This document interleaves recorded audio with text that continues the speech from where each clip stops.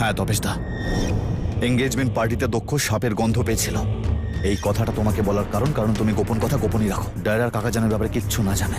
আমি ওকে হাতে নাতে ধরতে চাই। তাহলে এসব কিছু এই জন্য করছিস? হ্যাঁ, চিলের চক্রবুহ সেটা পার করতে পারবে না ওই নাগিন। নাগিন মানে? মানে বাণী, সন্দেহ এখনো কনফার্ম না।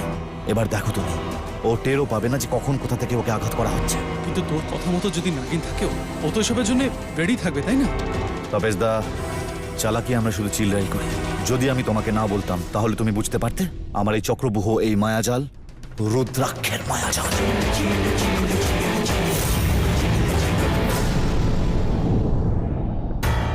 এটা আমি আগে ভাবিনি কেন? যেভাবে জয়া আবার... যাই হোক, এখনো দেরি হয়নি। ওই গুহায় ফিরে গিয়ে অধীরের ভাইয়ের কফিনটা খুঁজতে